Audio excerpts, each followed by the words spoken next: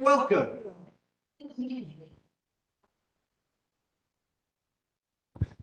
Welcome to this month's thrilling episode of the Mānoa Neighborhood Board. It is 6:30, the time we have to start. Since we have a fixed time to stop, I want to try to start us on time. So the meeting is called to order at 6:30. Would you call the roll, please? When I call your name, please respond. Zane? Okay, Watson? Here. Okay. Bozo? Okay. Nagaji? Here, I'm sick and attending over Zoom. Okay. Fukumoto? Here. Okay. Dave Fields? Okay. Lee? Here. Okay. Koff? Here. Diane Chong? Here. Okay. Christopher Moylan? Sophia? Okay. Quano? Okay. Fox? Okay. Mashreki? Okay. Here. Wait, one. That's 8. We don't have quorum. Once again, those 3 vacant seats are costing us our quorum. We do.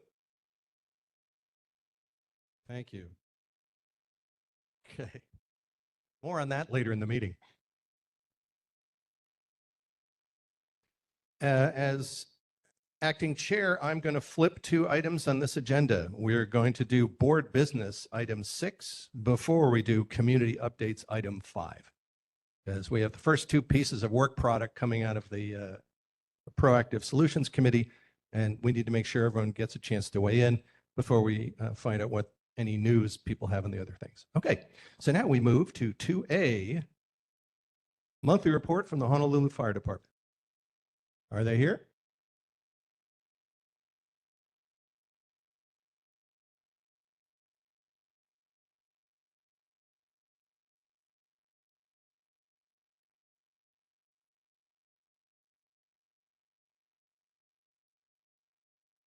Evening, everyone. I am firefighter Lakia, and I'm be presenting this past month's statistics and also the safety tip for next month.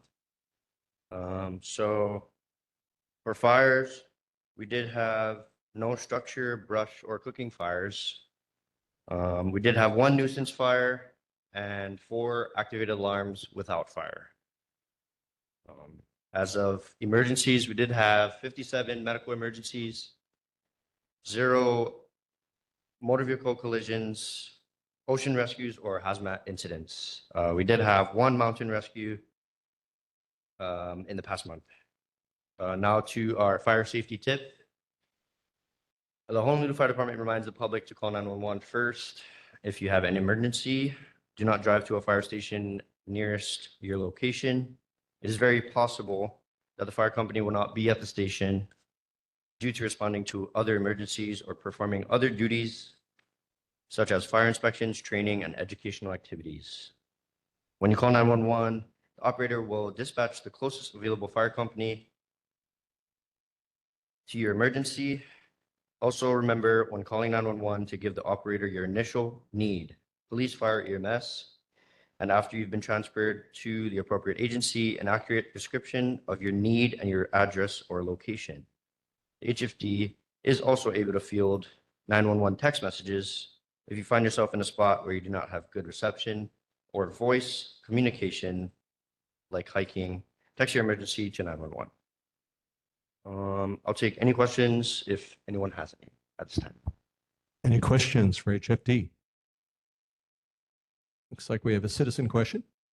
Yes, sir.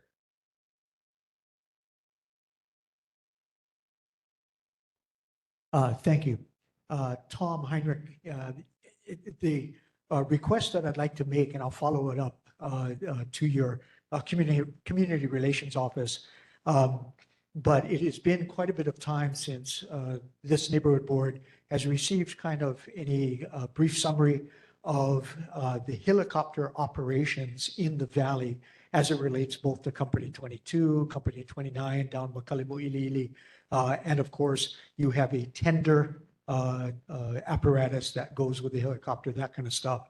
Every once in a while, you are reporting on rescue operations on some of the area trails, but also the far greater sensitivity that there is now to potential wildfire, particularly on Wa'ahila. So I'll follow up to community relations, but it might be nice sometime soon if there might be a brief presentation on exactly what's necessary. The last time we did the master plan for Manoa Valley District Park, we were very strongly in communication with HFD to make sure that whatever needs, and there were very few, just enough open space, that there was a variety of spaces at the park in order to support that kind of operation. So appreciate that. Thank you, Chair. Are there any other questions for HFD? Oh, looks like we have one. Come on up and tell us your name and give your question. Hi, Sandra Tsukiyon, lifelong resident of right above the cemetery. And I believe the mountain rescue that was executed a few weeks ago was, I saw it out of my dining room window. And so I live right by that trail. I consider it part of my backyard. And so I'm just interested to know what the situation was, because, you know, I see people coming in and going out all the time. And I know a lot of people go up there when it's too late in the afternoon and run into trouble. So are you at liberty to give any details about that situation? Thank you, Sandy, for your question. I wasn't on shift that day, so I can't tell you what exactly happened. So that's my answer for that question. I'm sorry, I can't. Sorry, I can't provide you with any more information. Perhaps you could look it up and next month tell us about it and answer her question a month later. That does happen sometimes. You're not expected to be omniscient. All right. Any other questions for HFD? I see none. So now we move on to 2B, Honolulu Police Department. We have the representative here.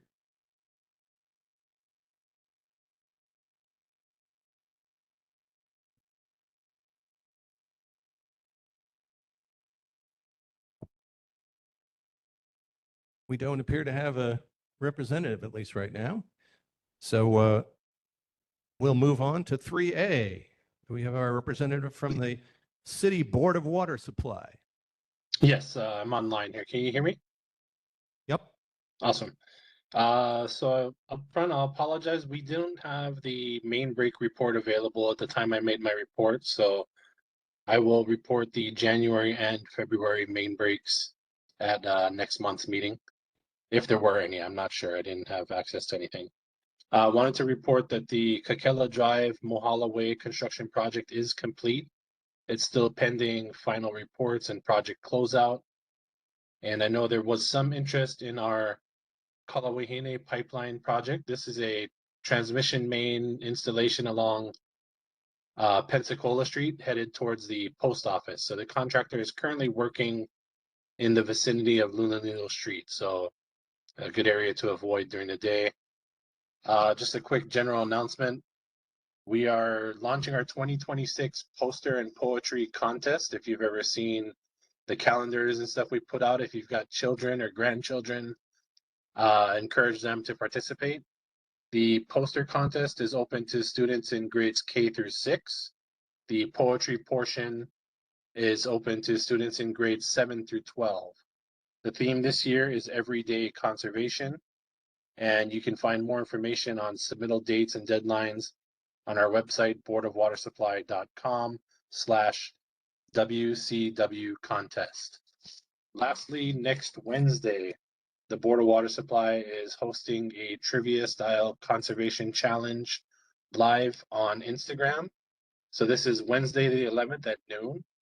If you're available, join our our team on Instagram, and there will be prizes, rain barrels, and other BWS swag products. So that said, I'd be happy to take any questions on behalf of the Board of Water Supply. Any questions for BWS? See none. Oh, real quick, I saw that Tom was in the audience, and I know he asked before about our 6-year capital improvement program. We are still going through and making those edits and finalizing the 6 year. So when that is ready, I will definitely come to the board and notify you of any projects within the Manoa area over the next 6 years. Okay, we appreciate that. Very nice report, although I don't know if you know this, but when you're backlit like that, you're just a big silhouette and it's kind of frightening. I understand. I noticed on the screen. I got to do something about. I got to rearrange my desk. Yeah, you need to be better lit. Yeah. Okay. That's a theater person speaking. Okay, next we go to the mayor's representative, item 3B. I see Mr. Thornton is here. Yeah, good evening. Gavin Thornton here on behalf of the mayor. Good to see you all this evening. I have a bit of a list today, but I'll try to make it quick. I want to make sure that everybody's aware of the city's new and improved H&L 311 system, which is a great way to report issues that you find in your community. So I would say that this is a great opportunity to ask questions, request information at these meetings, but I don't want folks to be waiting around all month if they see issues in need of repair at your local park or on the street. So I'll just read you a little blurb about 311 so that you can use it to report issues that need to be fixed or addressed by the city. Residents can submit requests for service via the H&L 311 mobile app, which is available on Apple or Android devices, or by visiting the website hnl311.com. The new H&L 311 system is more intuitive and easier to navigate, which means, oh, I can't read this whole thing. It's there. It's really helpful. So please do make use of it, and I'm happy to answer any questions you might have about it. On to questions from last time. So I feel like this is in an infinite loop. The question about the 5-way stop, this will be the last time that I talk about it here. But there was a request about whether the 5-way stop pole signage at the intersection of Oahu Avenue, Manoa Road, and Lowry Avenue could be changed from one-way or all-way stop to 5-way stop. And Department of Transportation Services has reported a few times they cannot do that. It's a federal requirement. It's in federal manual on uniform traffic control devices. Last time I brought the paper. So hopefully that resolves that. There was another question, three more questions from last time. A resident questions if cars are allowed to park on the street on Manoa Road near the Waioli Kitchen and Bake Shop. He reported that cars and a mini tour bus parked on the road edge blocking a walkway. And DTS's response there was that they will conduct an investigation and will inform the board of their findings upon completion of the study. To translate that like government speak, they'll look into it and get back to you. Another question about the timeline for completion of the Manoa Valley District Park's tennis courts resurfacing and the gym and weight room reservations. DPR responded that they're currently awaiting the execution of a procurement contract for the outdoor court resurfacing projects, and they're unable to provide a timeline for planned repairs at this time. The gymnasium renovations are ongoing as further damage was discovered during the construction process. Issues related to the gym and multi-purpose room need to be addressed and are expected to be completed before summer 2026.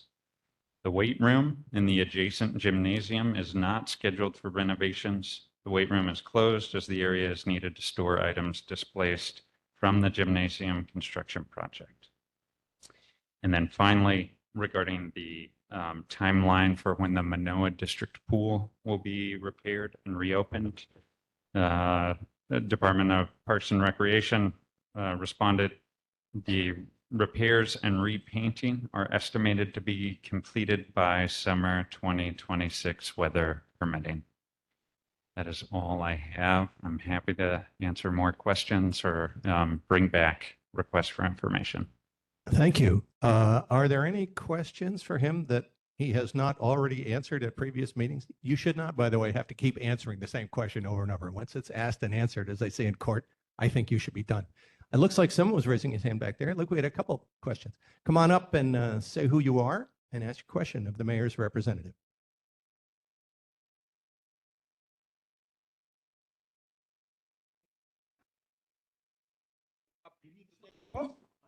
All right.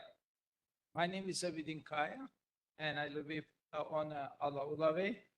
And what it is something is that I like to report to everybody, maybe that everybody's concerned, that lawn area on my house is always parked by cars. And 2 weeks ago, I wrote a letter to mayor's office, and I never received any response. And the reason is that, as you know, with Pacific kids goes to walk on the street and all the school areas, and there is no way that kids can walk. And I have a picture right here. I do not know if you guys can see it, but you can see pedestrian walking on the street because everything's blocked. And my neighbor is parking on his driveway, and there is no way people walk. And every time I see it, I just smile. It's something.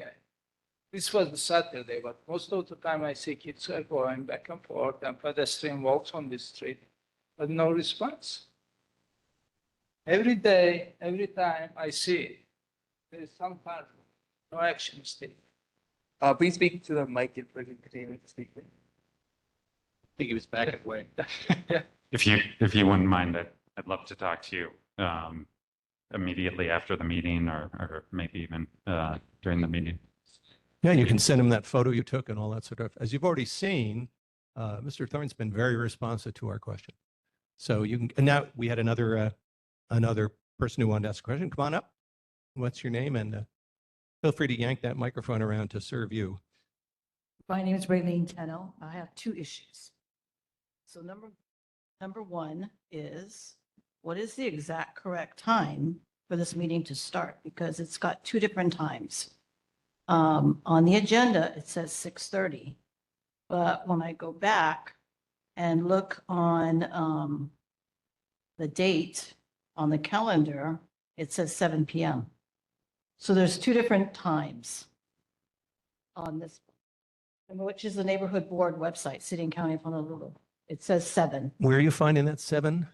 On the City and County of Honolulu website. I mean, I can show it to him after, but then the agenda says 6:30. When I click more info, it pulls up the agenda and it says 6:30. Yeah. Right. So whatever gets published in the agenda is what we're legally bound to follow, right? But I understand that, but the public information here, what you get is two different times. Okay. So it's. Staffer will look into it, and I think the mayor's representative will look into it too. You're right, that discrepancy shouldn't exist. And the other thing is, this is election year. So I renewed my license last year and I clicked the box for voter registration. And then in December, I did that in November. December, I got this letter from Office of Elections saying that it wasn't valid because it didn't have a signature. And I'm like, I don't understand. And I read the letter twice and I actually threw it in the trash, but then I dug it back out. The cover letter didn't say anything as to, there was a form attached and I'm looking at it. I'm like, okay, so am I supposed to just fill out a new one or what are they asking me for? And so I ended up just filling out the form again, putting the signature, and I put a Post-it on it. I hope this satisfies what you want from the letter. Okay. And then today I had to call the elections office to ask them a question. And then I asked them about how come I got this letter when I did it through renewing my driver's license. And she had stated that when I went to renew my license, I should have been given another piece of paper that would require a signature. And I said I didn't, because otherwise I probably wouldn't have received. And I said, can you make sure you can kind of like coordinate it correctly? Because there's a disconnect somewhere. And all I got was pushback. And I am like, then why the heck do I want to register if I'm going to get pushback? Supposed to be making it simple, right? For voter registration, do it at the DMV. But I literally got pushback. So I was so annoyed. And then my temperament went the other way as well. And you're good at spotting discrepancies. That's two of them you brought in front of us today. Well, it's an election year, you know, and I learned something today that some people have moved and they haven't updated. So it skews it. And even on the website, what a website, it says about the signature, you got to renew your signatures. Just like some of us got to renew our fingerprints every 2 years. I'm like, did my fingers change? You know, but I get it, you know, but not the ordinary people are even aware of that. Right. And that's a state office, isn't it? The Board of Elections? Office of Elections is Yeah. a state office, but it sounds like there's some kind of disconnect, at least in your case. And I understand that would be super frustrating. So I'm happy to look into that. That's very nice of you. Okay. And our state representatives who are also here, their ears undoubtedly pricked up at this, and you might have that thing solved by the end of the meeting, the way you've been working on it. Okay. Was there anything else you wanted to say? Was that? Okay, great. And I think we have someone online. Go ahead. All right, go ahead. Dave? Hi. Thanks. So I'm asking this question to the mayor's office, but I guess this is actually for all of our electeds who are here tonight. So I got a call from someone. She identified herself as Gail, and she wanted to tell me about a pedestrian signal that's incorrectly timed. The way she put it is that at the Baratania McCully overpass intersection area, if you're walking to cross the street toward the Hawaii rental from the McCully overpass, then the pedestrian signal is mistimed. It's apparently timed for the other side. And she just wanted me to let all of our electeds and government people know that. So that's it. Okay. Any other questions or comments related to the mayor's office or other things where the mayor's office is willing to help us?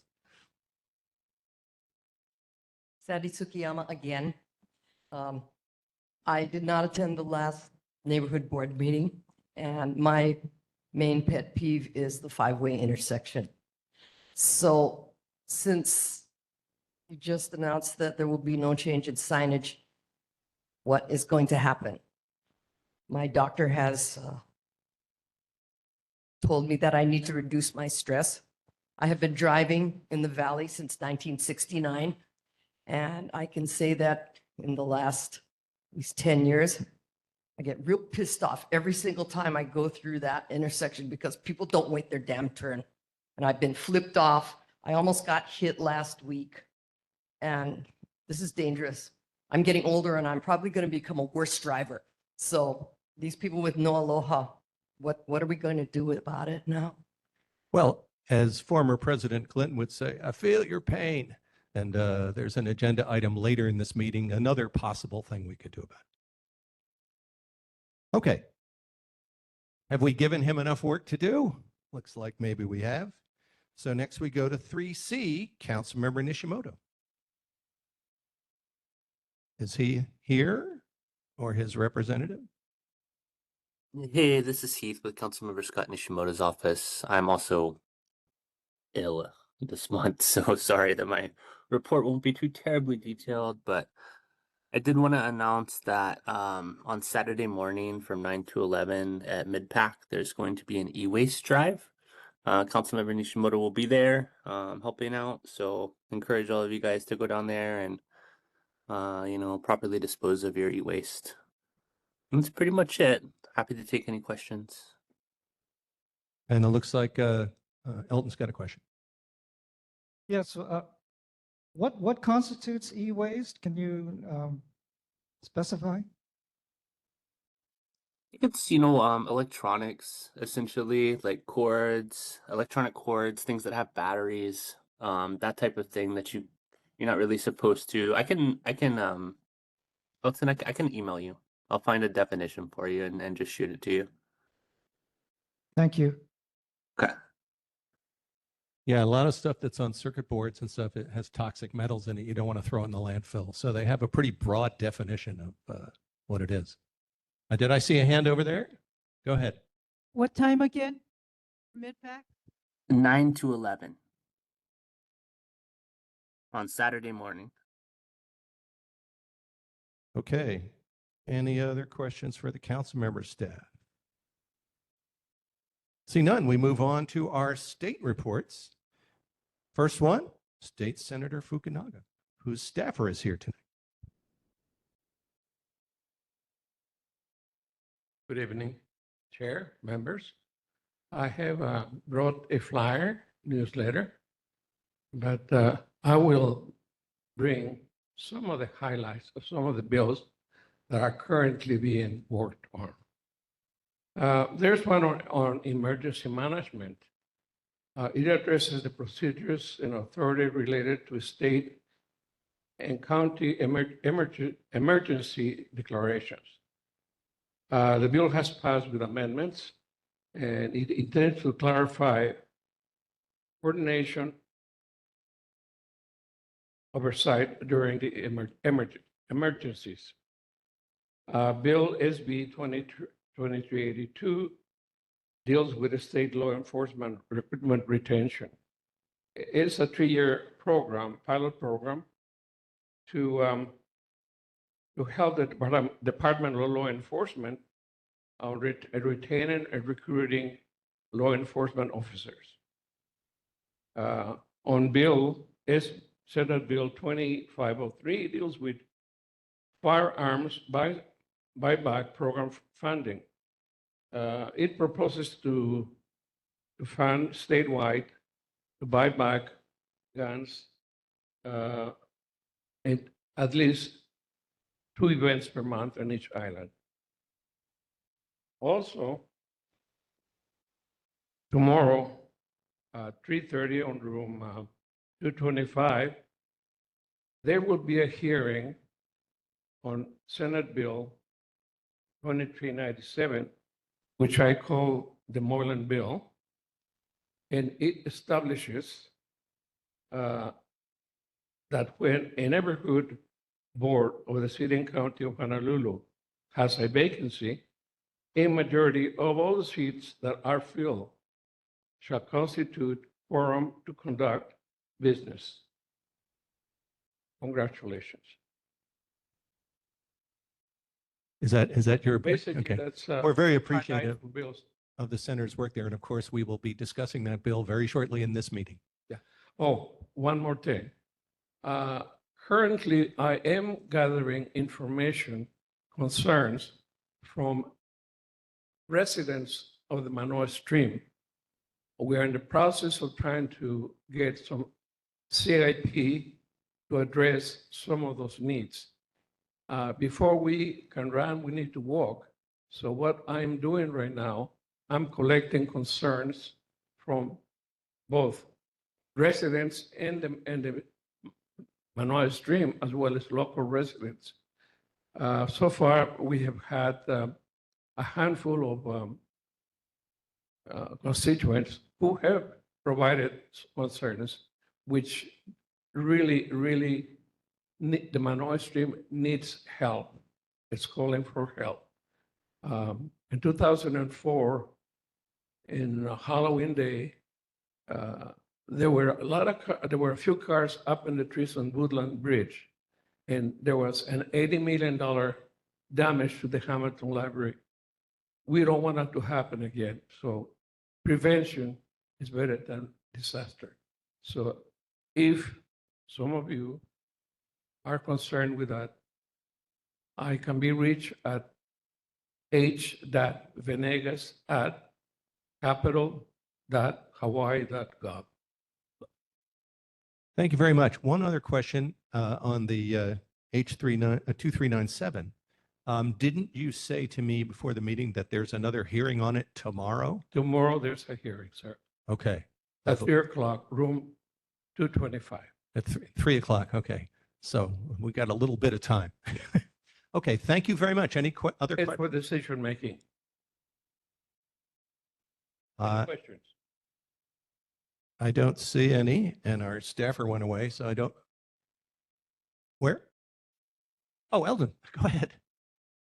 Tom Heinrich corrected you, but decision-making means that no testimony will be accepted, right? I think you should make that clear, right? Yes? Yes, you're right. Okay. But according to the website today, we could submit written testimony before they act on it. And in fact, I got an email asking us to do that today. So should we take action on item 6B, then the idea would be we'd immediately submit that. Well, as soon as I guess the formal version of it is signed, according to Nansen, we'd submit that as testimony that they could use to consider it. I will say, a little bit, I guess, getting ahead of myself, I got on there today because I had tried unsuccessfully to submit testimony. You have to register and then you have to wait a couple hours and stuff like that, and time ran out on me. But then I saw multiple other people had submitted testimony in favor of that bill. It was very encouraging. There's a lot of board and commission members around this island who are kind of frustrated with the non-Roberts rules aspect of that. So thank you very much. Thank you. And I think Dave, our chair, has got his hand raised. Go ahead, Dave. Oh, hi, thanks. I just want to let you know, I'm not sure what the procedure is for submitting testimony if it's set for decision making rather than a hearing. But if we can't submit test to the legislative committee, but we pass that resolution tonight, then as soon as the meeting ends, I'll just email all the legislators on the committee and let them know we passed it. So I'll just email direct to their offices if we do that. Thanks very much, Mr. Chair. I guess time was shorter than we thought. We thought that if we did this at the February meeting, we'd have plenty of time, but it looks like we need to get our act together. Okay. Any other questions or comments for the senator's representative? It looks like Member Bosel has one. I don't know whether you would happen to know. I don't remember if it's 2332 relating to trees and best arboreal practices. I believe it's a Senate bill. I don't know if you would happen to know. I think the senator is a co-sponsor. I don't recall if it's 2332, but it's relating to trees is the title of the bill. Okay. And I think she's one of the I introducers. do not know about it, but I will be glad to find out. I and can get also back look to you. online. That's fine. Okay. Right now, there are a lot of bills that may not be applicable to Mānoa, but the condominium bills there's a plethora of them. Okay. Thank you. Very welcome. Okay, next is our representative, Representative Garrett.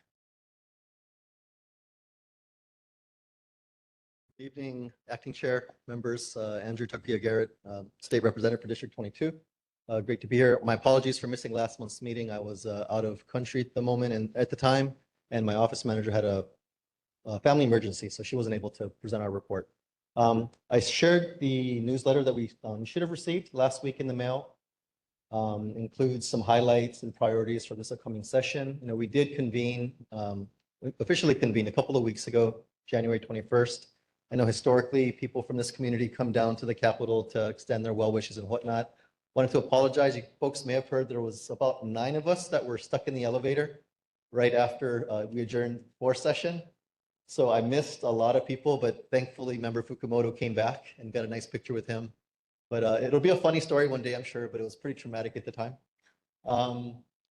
So yeah, again, just in the interest of time, I'll just kind of keep it there. And just again, if you guys have any questions about any of the legislation referenced in there, about anything in terms of priorities, happy to take those questions. But yeah, thank you. Are there any questions? Member Bosel has one. I think you are a co-introducer, or at least you were last year, of the bill regarding animal cruelty, and I don't think it had ever gotten assigned to a committee. Do you know if that's changed and has is going I- to advance it all this year? I don't know if the bill number offhand, if it was from last I year. don't remember the it's- bill number either. I'm bad with the numbers, but Yeah, you know last which one year I'm referring to? I do. I believe it was referred, I mean, every bill has to be referred to a committee. I don't remember that specific one, how far it made it. I know the House has been historically supportive of strengthening animal cruelty laws. I think you were an introducer of the bill. I have, yeah, been very supportive of that cause, and anything I can do to support the Humane Society, I'm more than willing to do. But I will look up last year's bill and see where that. It almost passed, I think, and then it got extended into this year. And then when I looked a few days ago, it had never been assigned to a committee, which I guess is another way of just kind of stalling something in the water. Like if okay. Well, it was supposed to get forwarded to this year. That's what it said. Yeah, bills do December. roll over. So we technically have a 2-year session. So we're in year 2. So anything that doesn't pass in year 1 technically rolls over. A lot of times we do just kind of start over with brand new bills, even if it's the same content. But I will look back at the bills I introduced last year to see if I can track that down. Anything else for Representative Garrett? Looks like we have a citizen waving her hand. Did you have a question? What perked my brain was the word condo. Someone said it. So I'm a volunteer education chair for Hawaii Council of Community Associations. So we deal with condos. And we're 50 years old. We celebrated our 50th in November. And I've been with them for somewhere since the 90s. So if you guys have condo issues, we want to hear it. We did propose 7 bills that through Senator Fukunaga. So if there's any complaints regarding condos, we do want to hear it so that we can help resolve some issues. That makes sense. Okay, definitely opening yourself up. When I was in a association back in California, the property manager said that they managed like 15 associations and 13 of them had sued the developer. So apparently that's not an easy business to be in. But okay, thank you very much for your comment. I had one question for the representative. Do you guys normally do bills like in tandem? Like if someone introduces a Senate bill, do you also simultaneously introduce one? That happens quite a bit. We call those companion bills. Okay. So typically, if a district senator introduces a bill, as a matter of courtesy, the House member will do the same, especially if it's something that's a priority of like the neighborhood board, for example.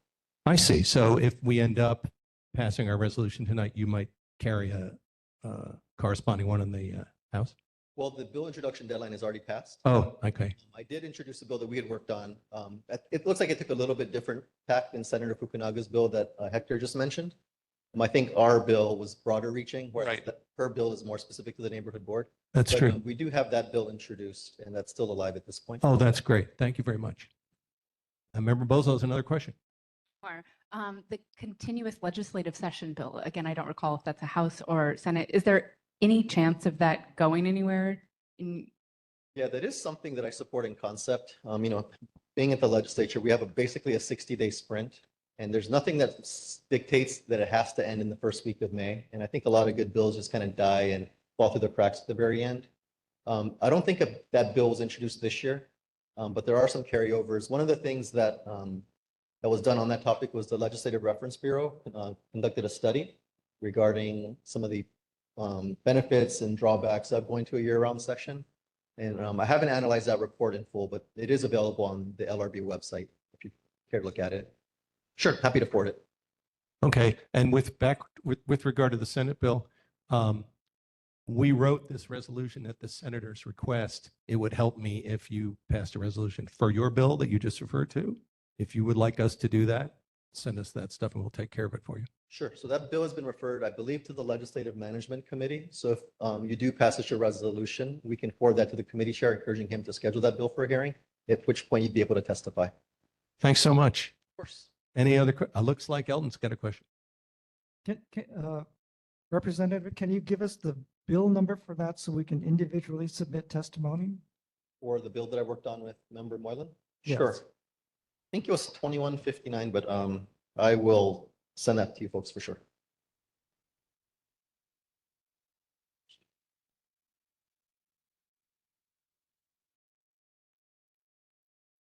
Great, because if you want to help us, we're happy to try to help you. Of course.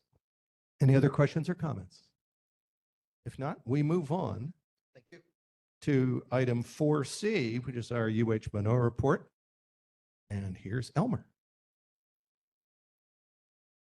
Hello, everyone. Elmer Kai, UH Mānoa. I have one or two questions from last month. One for Member Fox, he's not here, but this is regarding, sorry. This is regarding our building, or we call Sinclair, not Sinclair, Scheidler building. The lights and alarm goes off. I did check.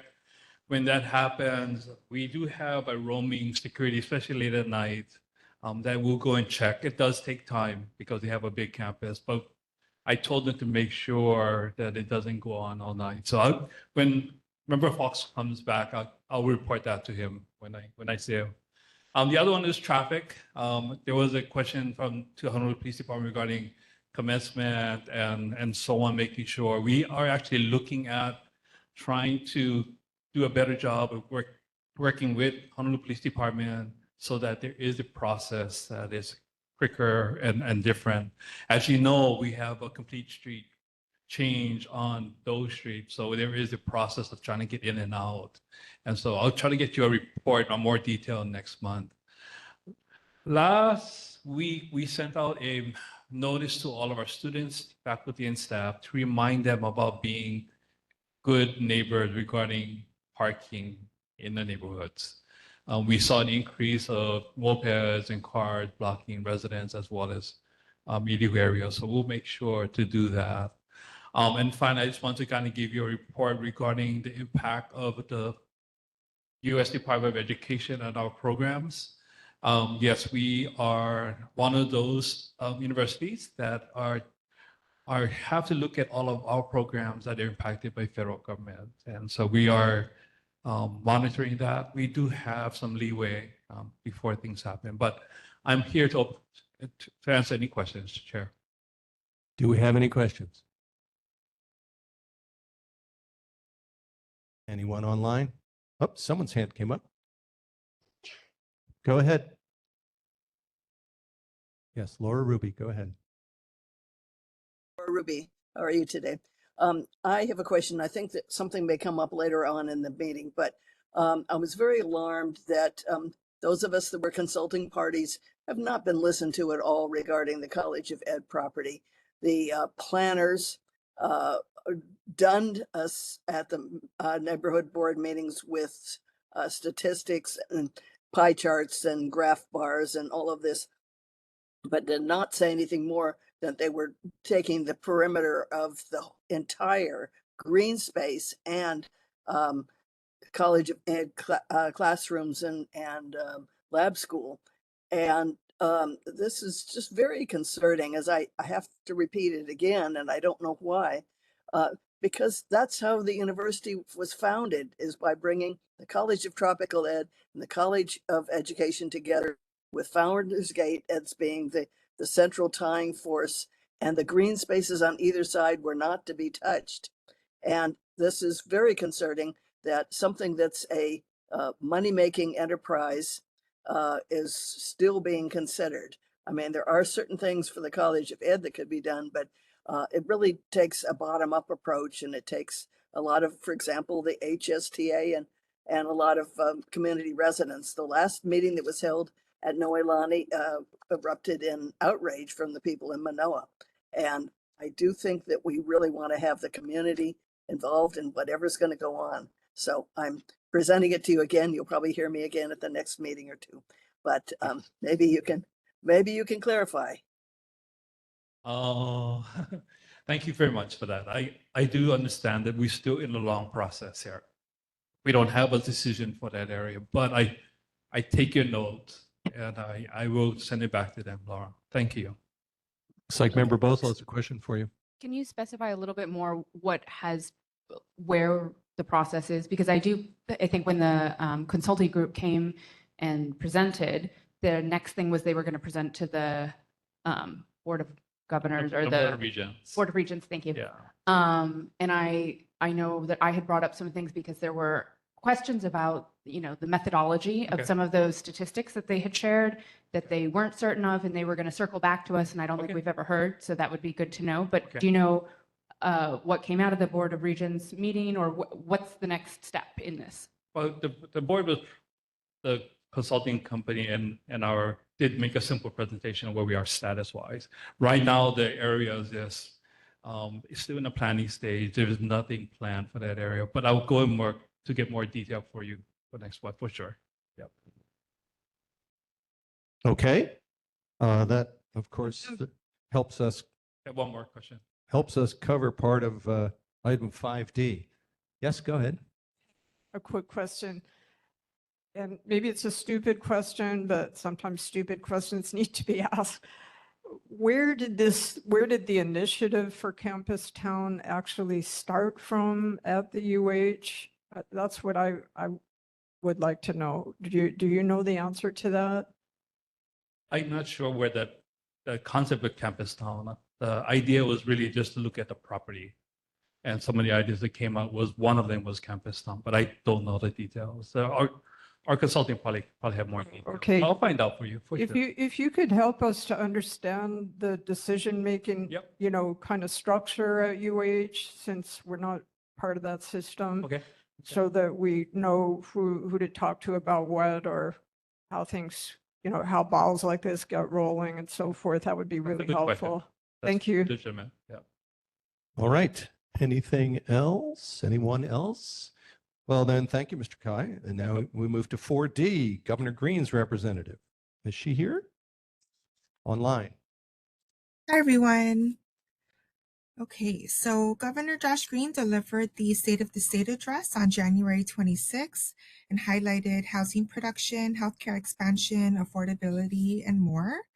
And I'd like to quickly mention about a state program, the Hale Kama'aina Mortgage Program, which helps qualifying Hawaii residents become homeowners by offering lower interest rates than typical market programs. And while the program is designed primarily to assist first-time home buyers who need a lower monthly mortgage payment, Hale Kama'aina may also provide down payment assistance. And those wishing to qualify must be first-time home buyers, Hawaii residents, and agree to be owner occupants. Again, that's the Hale Kama'aina Mortgage Program.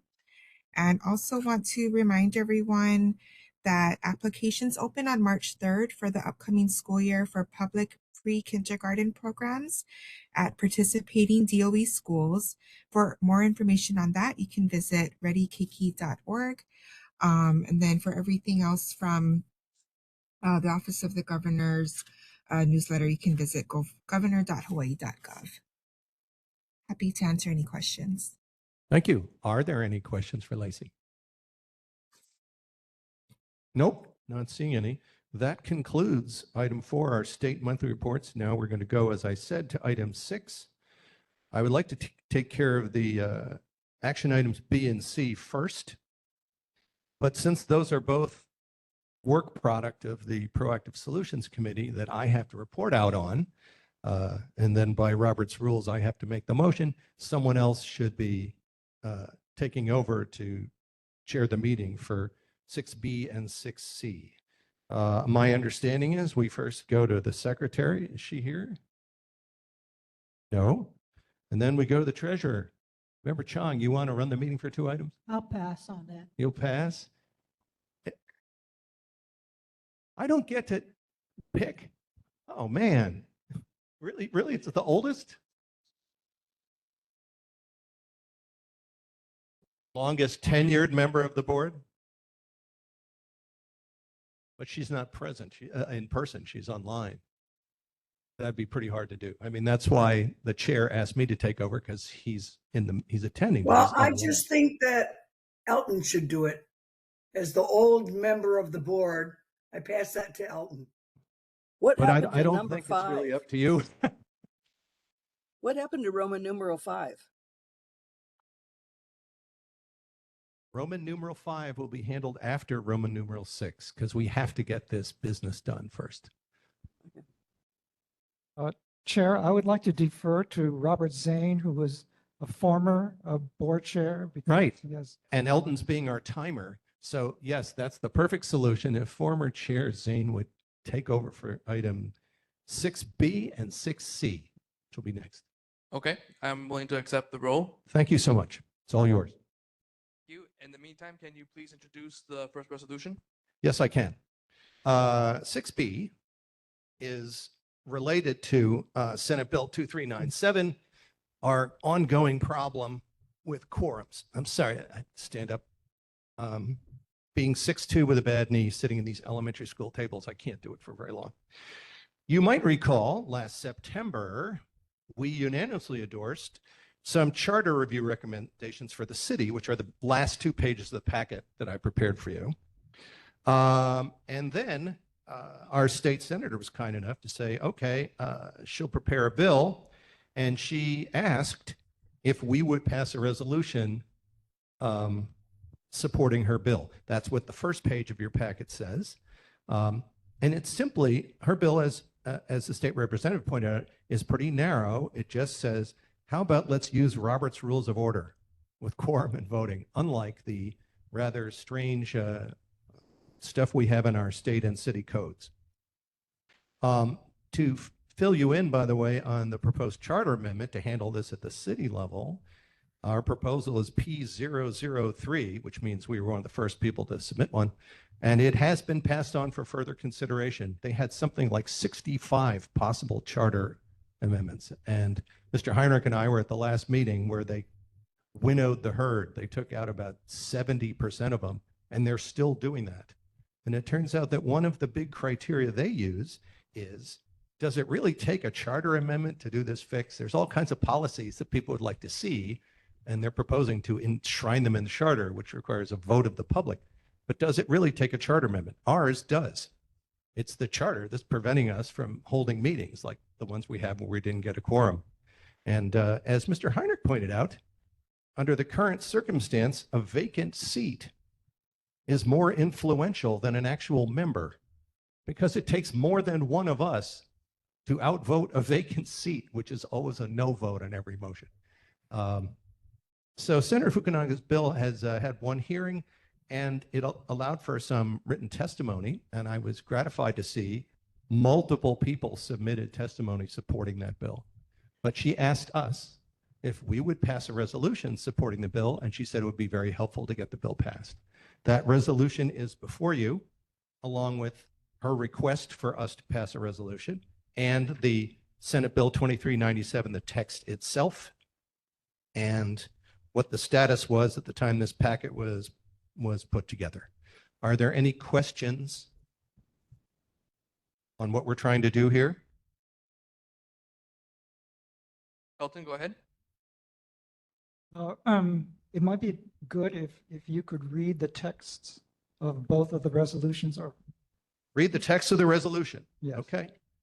So all of our resolutions start with the same boilerplate first 2 paragraphs, which defines the neighborhood board and says that effective participation includes identifying methods for mitigating city problems. We always put those first 2 sentences on all these things. So getting to the one that's specific to this, whereas both the Honolulu City Charter and Hawaii Revised Statutes Section 92-81 both count vacant seats against the quorum requirement and require majorities of hypothetical full memberships to pass motions rather than the standard parliamentary procedure requirement of a majority of voting members present.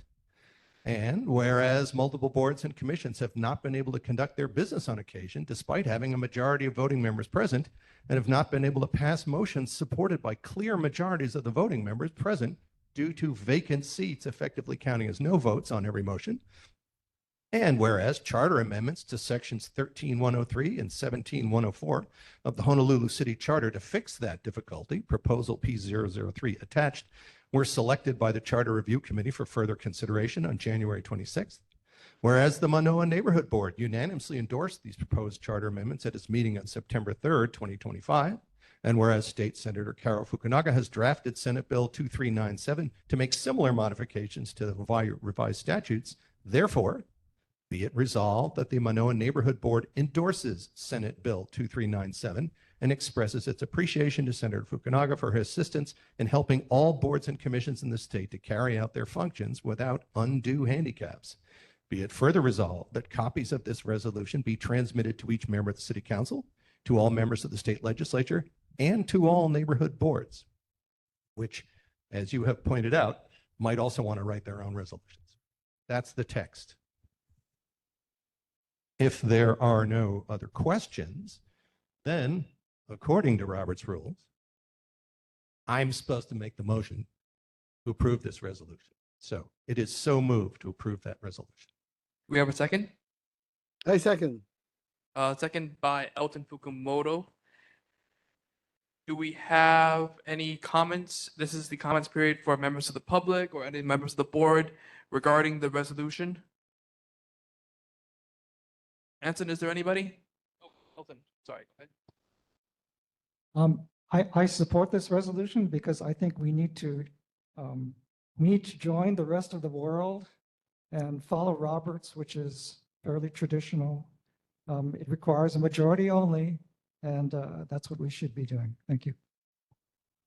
Thank you. Anson, is there anybody online with questions or hands raised?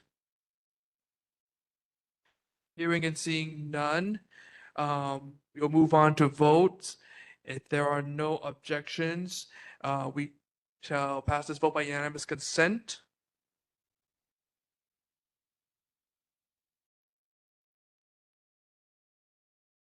So you still need a roll call vote on this.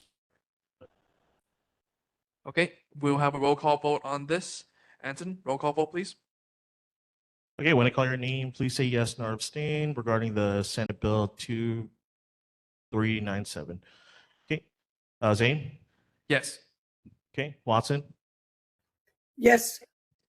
Okay, Bozo? Yes. Nagaji?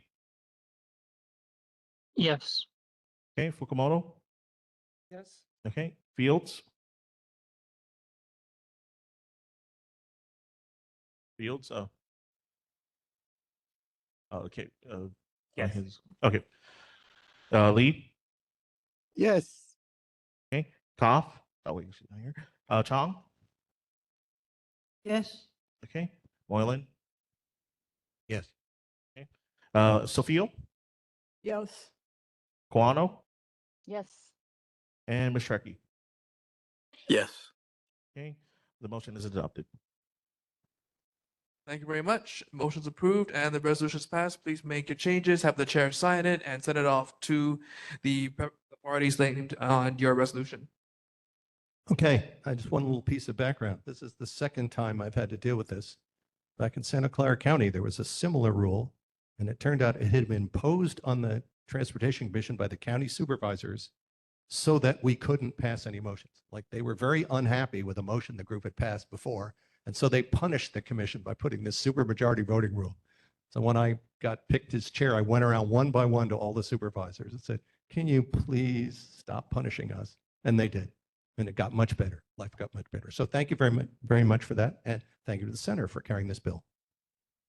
Moving on to the second resolution on the agenda, resolution urging the Honolulu City Council to consider installing a roundabout at the Five Corners intersection. Member Moylan? Yes, there's been a fair amount of work done since our last meeting. We talked about this. So let me highlight some of the changes. First of all, you'll notice it's a resolution asking them to consider it rather than to do it. Secondly, you notice it's now called roundabouts. It turns out that's what our city staff likes to call them. So we like to do that. There was some discussion in our last meeting that, well, they don't work or they might not work. So I went and did some research on that. And in fact, you can see the evidence is there. They do, in fact, work.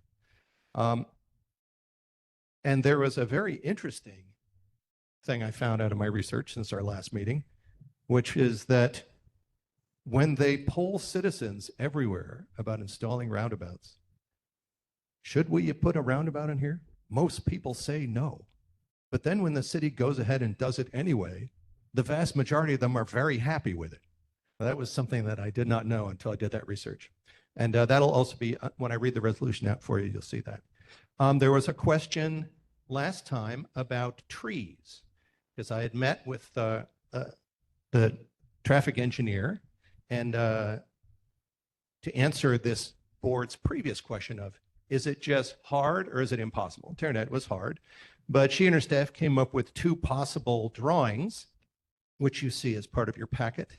I've now written on those drawings a red T with a circle to mark the trees that I'd been asked about.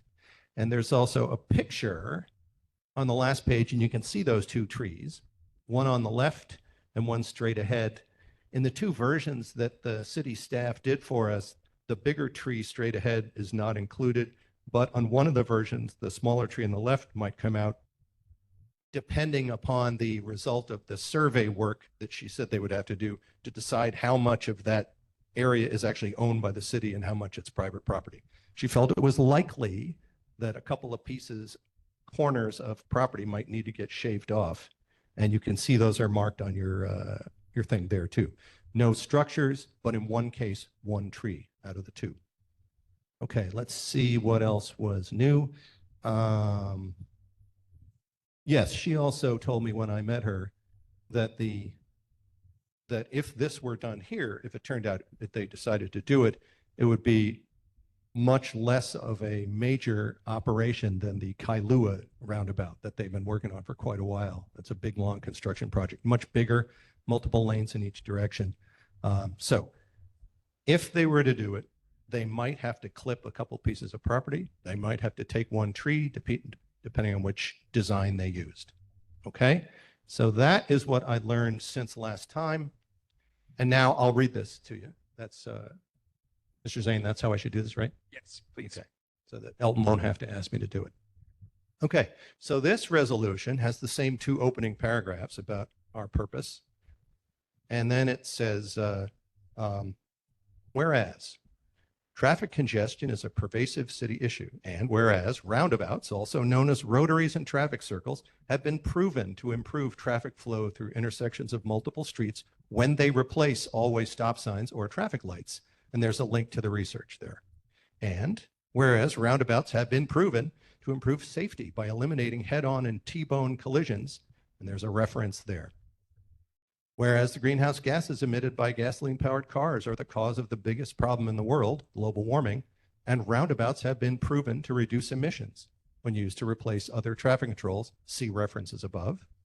And whereas the condition of the pavement on many Honolulu streets is surprisingly poor, given the near constant temperature in the city, and the longer the cars sit waiting to enter an intersection, the more stress they put on the pavement.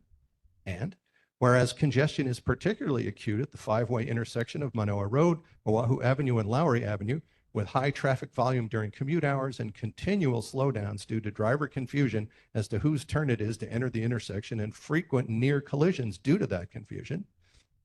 And whereas a majority of citizens approve of their roundabouts after construction, even though they often oppose them beforehand, the reference is included. And whereas the city of Honolulu has installed a successful roundabout at the intersection of Ke'eaumoku Street and Heulu Street, even though it's just a standard four-way intersection. And whereas the Manoa Neighborhood Board asked at its June 2025 meeting for information regarding whether it is possible to construct a roundabout at the Five Corners before considering a resolution. And whereas Vice Chair Moylan met with Kelly Akasaki, Chief of Honolulu's Transportation Engineering Division on October 24th, 2025 to pose the question. And whereas the TED staff generated two potential designs for a Five Corners roundabout attached, showing where the trees in the photo are located, demonstrating that it is possible, although it would require survey work to determine whether and how much property would need to be acquired by the city. Therefore, be it resolved that the Manoa Neighborhood Board respectfully asks the City Council to consider installing a raised roundabout at the Five Corners intersection specified above, and to consider making similar installations wherever traffic congestion occurs because more than 4 streets join at the same intersection. Be it further resolved that copies of this resolution be transmitted to each member of the City Council and to all neighborhood boards. Are there any questions about any of that? First off, we need a motion to open up the motion and an approval to open up discussion on All the right. matter. Well then, on behalf of the committee, I move that we adopt this resolution. Do we have a second? I will second. Member Bozel seconds. And so we are now discussing the proposed resolution that's on the table. Do we have comments from members of the board? Member Chong. What is a raised roundabout? It's like that one that's at that four-way intersection that I mentioned. It means that the circle in the middle or oval, if they use a design like that, is like 8 inches higher so that vehicles can't drive over it, that they have to drive around it. You know, there's some places where they just paint a circle in the road, but you could have a problem because a car could just drive right through there. So to be raised is how you do it safely. So I have a question about this. One issue that has come up in previous discussions about roundabouts at that particular five-way intersection was the use of larger vehicles and their ability to navigate a traffic circle at the five-way intersection. Did you discuss this matter with the engineers? Yes, I did. In fact, that's part of what they drew on those pictures that are in your packet. They showed where a large vehicle would arc through, and they showed the routes of the bus line that goes through there. That was one of our big questions. Could a big vehicle actually navigate its way through there? So There- so I'm just trying to do a zoom up on the picture. It Okay. looks like is that SU40 rectangle inside the diagram supposed to represent like a bus, a city bus, or a large Yeah. vehicle? Yes. Okay. The what? So inside the diagram, if you look by the T on the top, well, that's the, That T is a tree, yes. but sorry, on the circle, yes, on the circle diagram, if you can zoom in, please, by the T on the top, a little bit more, yes. So you see there's a rectangle that says SU40 underneath it. Apparently that is supposed to represent a large vehicle such as a city bus trying to navigate through around the circle.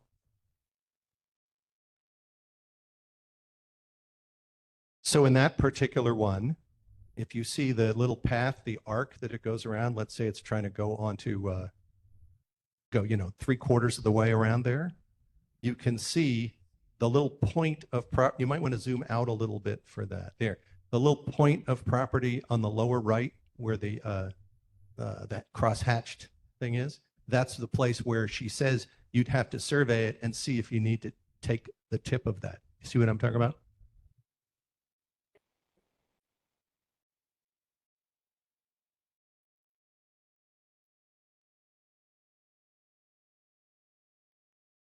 Your big vehicle's coming over here.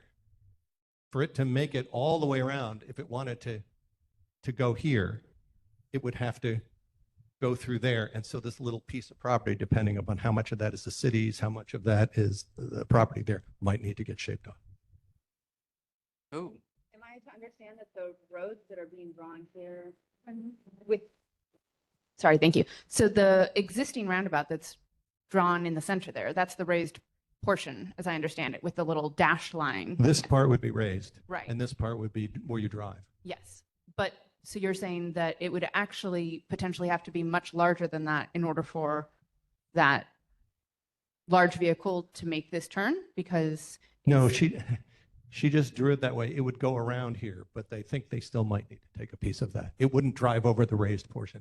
I know Although it wouldn't drive over the raised portion, but that's a larger radius by quite a bit than the radius of the traffic circle that's drawn there. the radius of that turn is bigger than the radius of the roundabout, which is why it would swing out beyond it on the other end and might take a little piece of that property. I should give a better answer about the raised thing, though. The buses would never go over the raised portion, but the raised portion is low enough that a fire truck, if it had to, could go over it. But it's meant for cars and buses not to go over it. In other words, it's not 2 feet high. Member Fukumoto?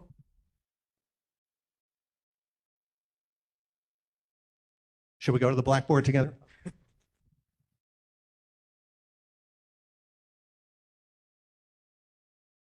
Thank you, Chair. The current route of the bus goes down Oahu Avenue and then goes down Oahu Avenue here. That's the current route of the bus. It doesn't appear that there's enough space here for the bus to go into Oahu without going over this roundabout. She assured me that it would. Well, it doesn't look like it from this diagram. I think that has to do with where she has positioned the vehicle in this diagram. Relative, it hasn't started to make a right-hand turn, if you will, in that diagram as it would have done. Yes. If it were in, that's confusing. So I'm going to point out two things. I'm not sure. I mean, this is again, there's a resolution to study the feasibility of it. That is the resolution is to study the feasibility, not actually to approve a particular design. Let's make that very clear to the public first off. But I do see two potential issues with the very rough proposals or ideas that the city and county has at this point.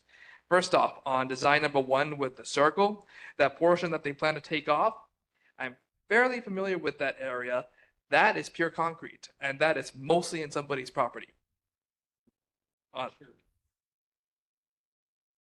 That's this, yeah, that's a lot of somebody's property going into their driveway section based on what I glancing at this picture. Second one also, the second picture actually helps out with the second proposed diagram or rough diagram. It would go through the tree over here. Right. And there is that little brick area on the other side over here. That's definitely somebody's property line. Can you just clarify which tree you're pointing to when you're saying this tree? Sorry, in the picture on the left-hand side, if you look, yes, the Tree on picture- the left, on Lowry Avenue. Yes, that tree in particular. If you can zoom out a little bit more on that picture, please. Thank you. So in the second proposal for the oval-shaped circle, that tree is, the circle arc would be directly in the path of that tree.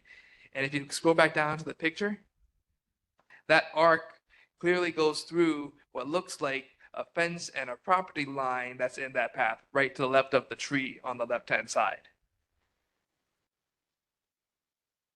So, Chair? this point, oh, sorry. Member Bolso, go ahead. Oh, I thought you were done. Sorry. I was gonna. Oh, go ahead. Are you? Yes, I'm done. Go ahead. Oh, okay. Completely blanking now. Oh, well, I know there's one point that I wanted to make, which is just that a center of a roundabout does provide an additional place for greenery. That's one thing that historically is a nice thing. Oh, yes. Can you just give us a little more background, Member Moylan, on what exactly whoever drew this up used to create this? Was it only like street diagrams that were they aware of the topography more than just on a map, or when they created this, or was it a very, very quick and dirty kind of? I think it was a feasibility study, and they are aware of the topography. What they said they're not aware of is exactly the boundaries of where the city street is in the property. It might be that some of that is actually city property, it might not.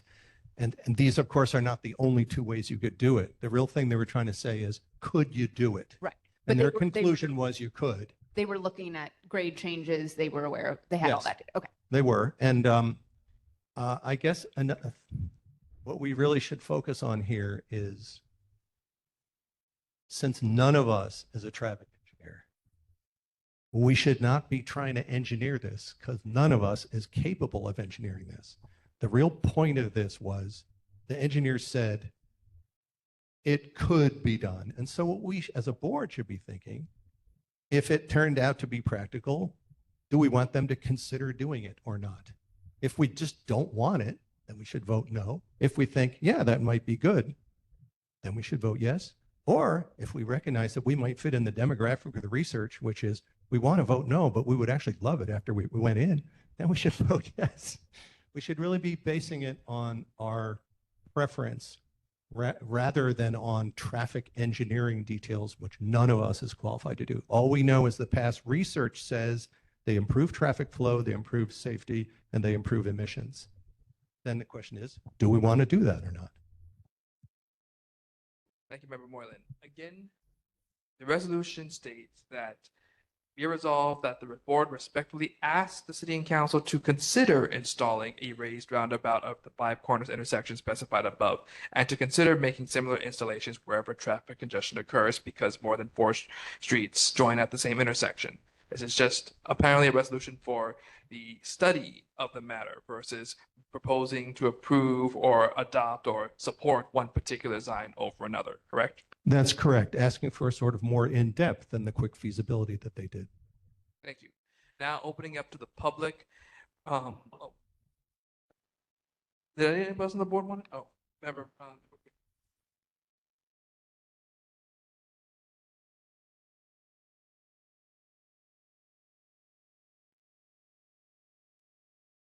Thank you. I oppose this resolution because it will increase the wait time for people who live in my sub-district. So right now, this is Manoa Road and it goes through the intersection and you go down Manoa Road to Punao School and to the freeway. Currently, there are 2 lanes. One lane goes left, you can turn left into Lowry or Oahu Avenue. The other lane goes straight down Manoa Road. If there's a roundabout, then 2 lanes becomes 1 lane because you can't have 2 lanes on the same street. And so it's like 1 line for 2 cashiers being turned into 1 line for 1 cashier. So all the people who use this road will have to wait twice as long. Similarly, I usually take this road and go downtown by just simply turning right. So I have to worry about the people going in this direction and the people coming from Lowry and going in that direction. I only have to worry about 2 lanes of traffic. Whereas if the entire roundabout were in play, then I have to worry about the people coming up from Oahu Avenue and the people coming from Manoa Road who are dropping their kids off at Manoa School. And so that would increase my wait time by twice again. So I'm encouraging all of the members of this board who live in Sub-District 2 to vote against this because it's going to increase the wait times for those people who live in Sub-District 2. And I encourage the other members to not put the burden on us, but just leave it as it is. So I encourage you to vote against this proposal. Thank you. One moment, please. Members of the public, we have had member Watson. Chair Zine, can I make a comment? Yes, go ahead, member Watson. Thank you.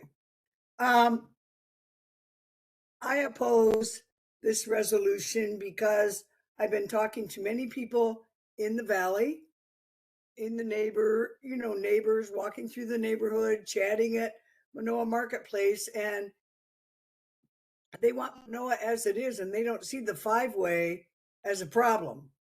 And it's been like that for years and years. And we all just come there and stop, and one person goes, or we extend the courtesy, or we wave them on. And it's really a sentiment of Manoa community. And Manoa community is really concerned about, they don't want condos built. They don't want tourist attractions built. And they want their single family home residential community, and they feel fine about the 5-way.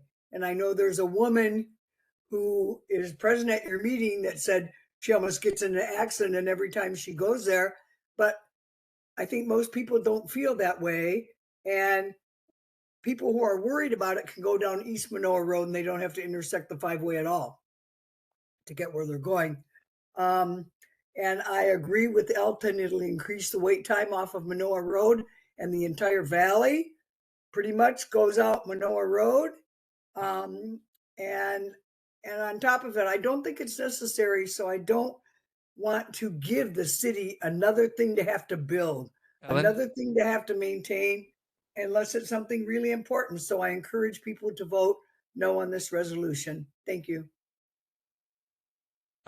Yes, well, quickly. So first of all, I think we should all be speaking for ourselves and not claiming to represent a huge crowd of unknown people that we supposedly represent. Okay, we represent ourselves. So we should say our own Well, opinions. we are elected to hold represent on. our constituents. I have the floor now. I'm Yeah. speaking. And secondly, to say that it would slow things down, contrary to all the research, leaves out the fact that nobody has to stop anymore, right? So if you have, say you have 2 lanes and each has to stop, if you don't have to stop, it speeds up. That's why they work. That's why the research has showed that they work. Thank you. We'll open up for the public. Thank you, Raylene Teno. I do travel that area at least once a day or twice a day, going in and out. And I usually take that route versus going down by the marketplace to avoid the Starbucks people.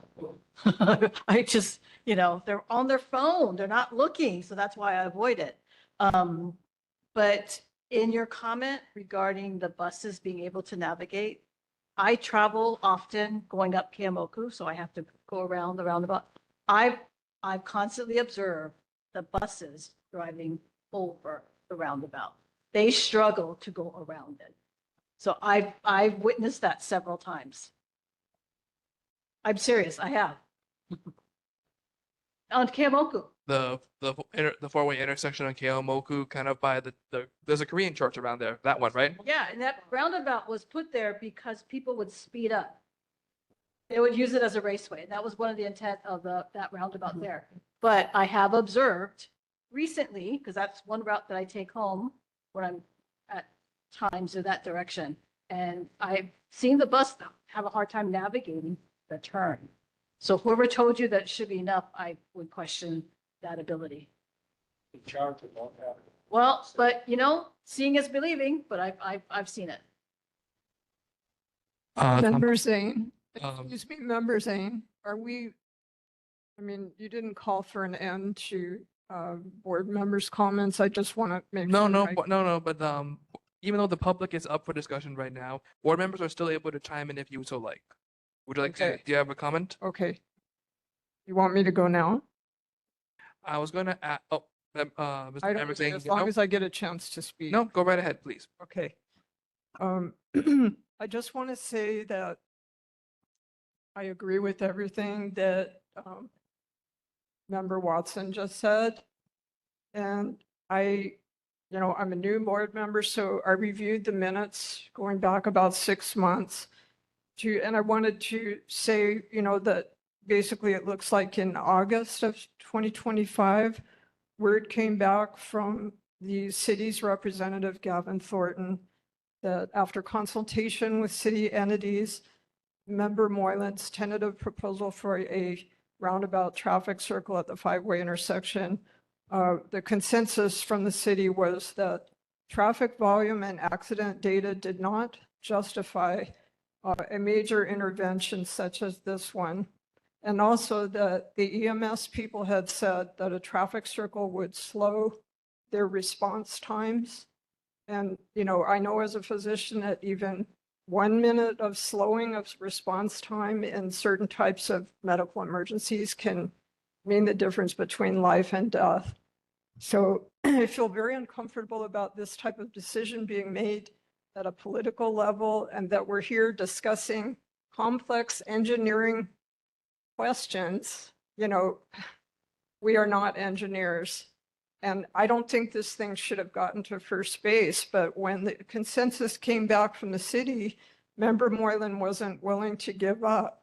And that's why we're here talking about this. I think that setting a precedent for tree removables and private property condemnations to potentially worsen traffic and disrupt EMS response Please times finish is up your comment. dangerous for the community, and I am vehemently in opposition to this resolution. Okay. One moment, please, beforehand. You would try to please avoid direct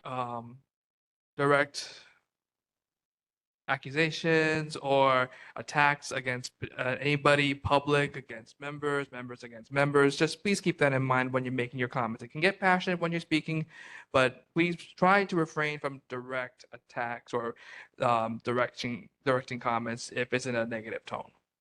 Also, that description of what happened in the meeting is incorrect. What happened in the meeting was the mayor's representative read a statement that said it would be hard to do and it would be impossible. So I followed the law. Chair, It's one of point of order, Chair. You were just going around getting people's testimony, and I think that board member Moylan can't respond to everybody that testifies. So, Chair, can we finish hearing from the public and the other board members? Thank you. And Member Watson cannot talk over everyone else who has the floor. That's enough, both of you. Sorry. Mr. Heinrich?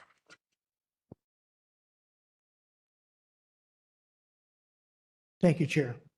If I may ask for your indulgence of perhaps more than 2 minutes, we'll see. First, I would direct a technical amendment to the resolution, which is instead of focusing only on the Honolulu City Council, that in fact any consideration for the installation of a roundabout at the five-way intersection be a consideration of the Honolulu City Council, which would be the appropriating body, the legislative side, but more directly, the city administration. A lot of your conversation this evening has focused on preliminary input from the administration. That's whichever department. The bottom line is it is both the administration and the city council that this request should be directed. So there are a couple places in the reso that might be done. Stepping back from that, personally, I spent more than 40 years in the 3100 block of Oahu Avenue. And don't ask me how many thousands of times, like many of the folks in this room, we have gone through that intersection. To jump ahead, in the period of 1998 to 2002, when under Mayor Jeremy Harris, there was a so-called vision team process. Many members of this neighborhood board and other neighborhood boards participated in that process. And one of the proposals that was forwarded to the city from the vision team, which included Mānoa, Makalimu'ili'ili, and Makiki in the region, there were 19 teams island-wide. This idea of a potential roundabout was forwarded, did have monies appropriated to do a study, and the result was in essence, as Committee Chair Moylan has reported from my other conversations with him, that it is feasible to do it, but whether it is supportable or whether you really want to do it is a different question. So this is an idea that a number of people do voice from time to time throughout the community. I've had numerous conversations. And in that regard, now that it is plus or minus 25 years later, I think it's appropriate to forward a resolution such as this to ask for that consideration. It is not a strong statement of we ask you to put this in, et cetera, et cetera. It calls for the information to be evaluated at this time. One last brief remark is if you turn your attention for just a moment, please, to another four-way intersection, and that is just up the street from where we are this evening at Noelani Elementary School Cafetorium, and that is the intersection of Lowry Avenue and Woodlawn Drive. Some years ago, when Ann Kobayashi was still in the Senate, they I think it actually may have been a little bit later when she was on city council, but there, after years of effort and complaints concerning safety, particularly for the nearness to the schools and the marketplace for pedestrians and others, it was only a two-way stop on Lowry. Woodlawn Drive had the thoroughfare in both directions.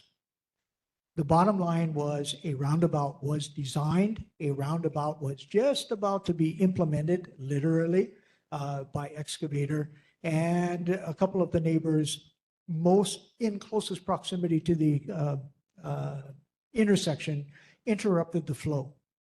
The net result was a traffic light was looked at. Minimum cost, even at that time, was over $250,000.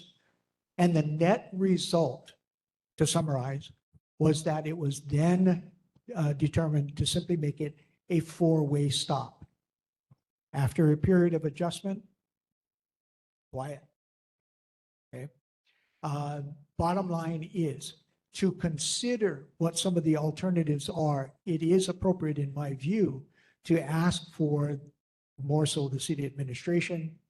The proposal would then need to be made either by or through the city council, but to ask for this to be evaluated today, because if Hector Venegas and I showed you pictures from 25 years ago, the circumstances of that intersection are considerably different today than they were even a few years ago. from loss of trees, from some relocation of utilities, et cetera. So rather than debate some of the engineering potential elements or whatever, that would be part of the feasibility process and actually coming back before the community. And just one last quick comment. This is also something that is very good for the complete streets evaluation of that area, which has not been done. University Avenue has, but further up in the valley has not. Thank you, Chair. Thank you. Sorry about that. I have to have that a little bit of time. Please go ahead.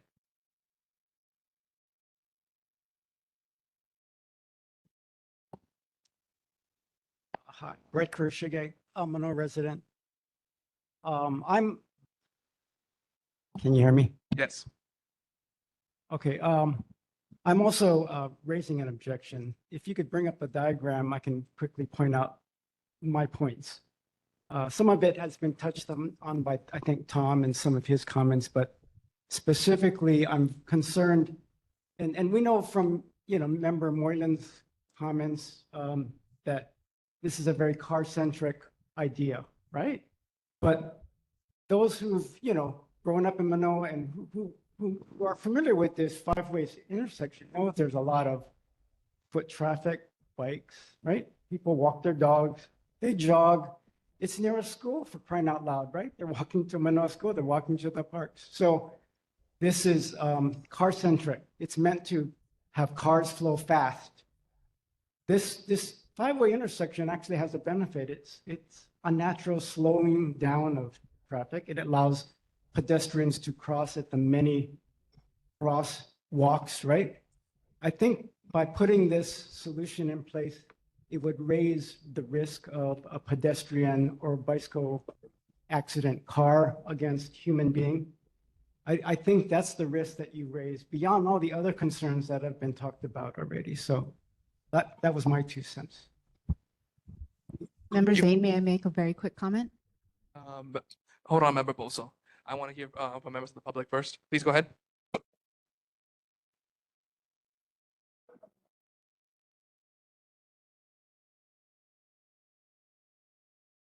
My name is Ron Brown.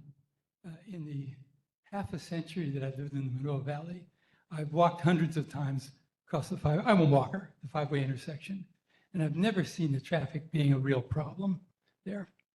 And if it's not a real problem, even if a roundabout would be an improvement, I would ask whether this is really the time to consider a roundabout. We're in a country now in which the social network has been almost destroyed by Trump. And the state and city are stepping in and need to step in to support the social network, about food security, health, and so on. This is an expensive proposition. I think this is the wrong time to be considering it. Whatever money would go into this should go into supporting the social network at the present time. Thank you. Ma'am?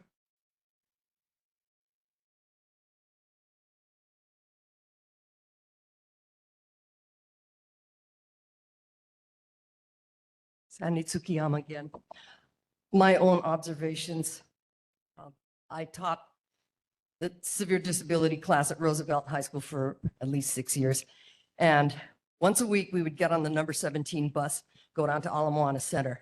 Once that roundabout was made there at the corner of the intersection of Ke'eaumoku and Heulu Street, the bus just rolled right over the edges of the raised roundabout. And from what I can see with my own untrained eyes, that's a much smaller intersection than the space that is our five-way intersection.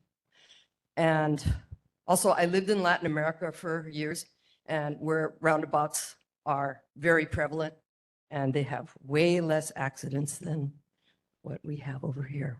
These are just my own observations. Thank you. Go ahead.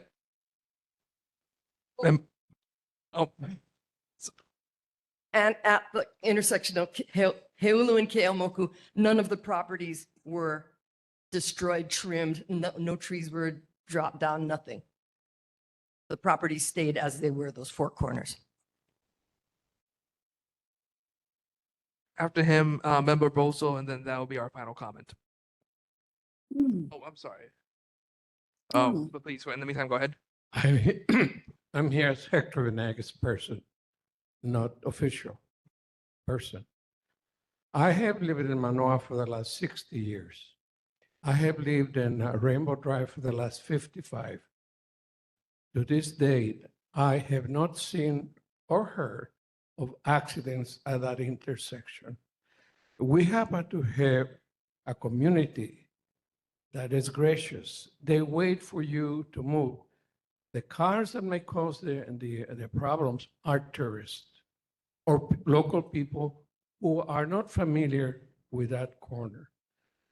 In the morning, from 7 o'clock to 8:30, people come to work to Mānoa, parents take children to school, whether it's mid-pack or whether it's Punuho.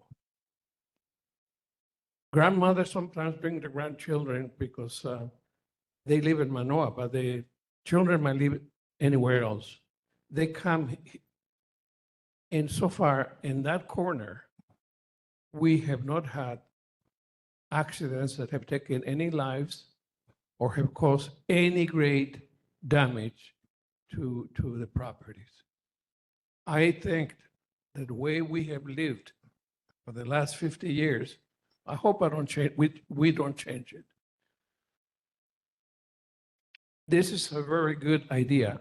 Unfortunately, I don't think it is proper for Mānoa. Thank you. Thank you.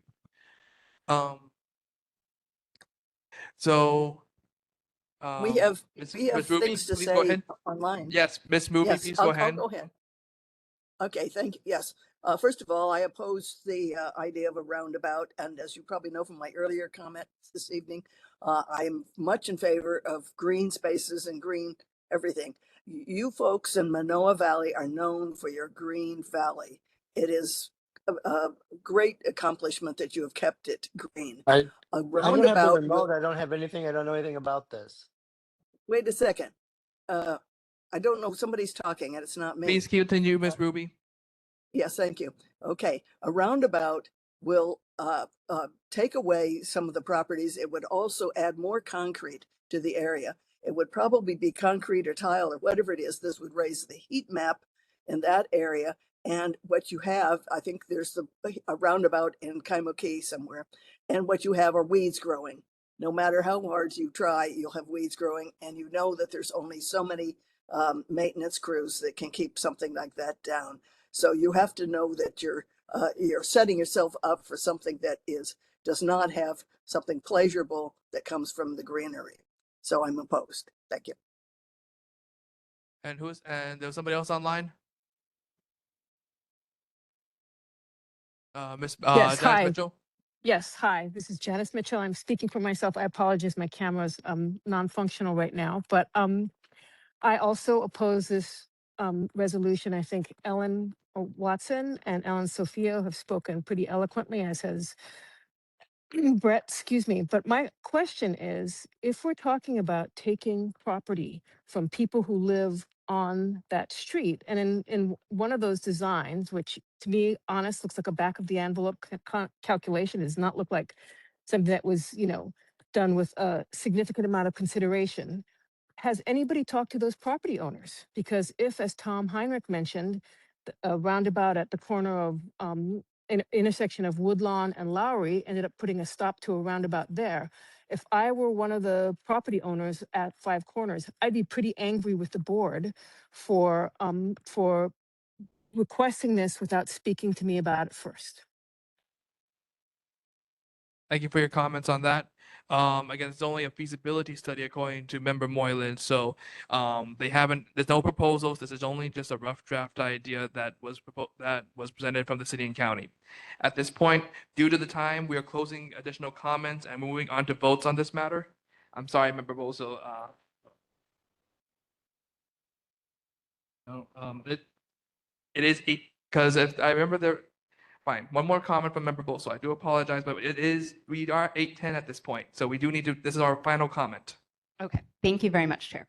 I feel in two minds about this. I'm from here. Everybody knows I'm obsessed with trees and plants. Like I would oppose anything that ever came back that said that even one tree had to be removed. However, it's very different to say, let's look at studying this. I often fall on the side of, I don't want a lot of things to change in Manoa. I remember when the Lowry Woodlawn stop sign went in, although, that people used to speed down, that's a different story. I think there are a lot of issues at play here. One, that space in the center is a lot bigger, as many people have said, than at Keamoku. It actually could be a very beautifully planted space. It could, be a swale, potentially depending on who's going to upkeep it. That's an issue. City doesn't have money for it, so it'd have to be the community stepping up to want to upkeep it. A lot of that is unlikely. However, the demographics of our valley have changed. The traffic in the valley has changed over the last, 10 years, 15 years, and we have people coming from all over. Some people who are very familiar with that intersection know that it's even going to be 5 corners, and the whole discussion about should it say 5 stops or just always stop, and alerting people to the fact that there is one. I also know there are issues with roundabouts when the traffic is not equal on every street that is a feeder street, and that's very much the case here. However, again, none of us are traffic engineers. A question to me would be, how expensive would a study like this be? What are we looking at taking away from potentially some other line item budget elsewhere? I don't think it's unreasonable to say, let's look at this again with a little more facts and certainty. Thank you very much. One more second. The other thing I'd say is I've been all over the world also where people have used roundabouts.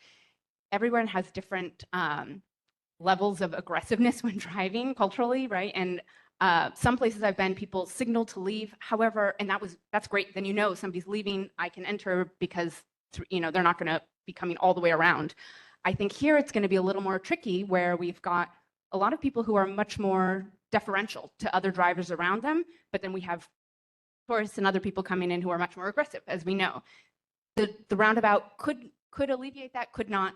I think looking into it further, though, is warranted. Thank you. Thank you. At this time, we will now move on to voting on the proposed resolution. Roll call vote, please. Okay, this is regarding the city council to consider in installing a roundabout at the 5 corners. I'm sorry. When I call your name, please say yes, no, or abstain. Zane? No. Okay. Watson? No. Okay. Bozo? Yes. Okay. Nagaji? No. Okay. Fukumoto? No. Okay. Fields? Dang. Abstain. Okay. Lee? No. Okay. Chong? No. Okay. Moylan? Yes. Okay. Ellen? Sophia? Sorry. No. Okay. Guano? Abstain. Okay. Mishreki? No. Okay, that's 2 yes and 1, 2, 3. Yep, 8 no and 2 abstentions. The motion does not pass. Thank you. And now I'm handing the gavel back to Member Moylan. It is 8:13. Yes, okay. So we need to hustle. Now we hit 6A, filling of vacancies. Is there anyone from Subdistrict 4 who's interested in filling a vacant board seat? Hearing none, we move on to item D, approval of the minutes from January 7th. Anyone have any requested changes to the minutes or a motion to approve? Motion by Member Zane. Any second? Second. I didn't get the second. Bosel, second. And Bozel second. Okay. Anyone oppose this motion? In that case, I think we can consider it adopted unanimously.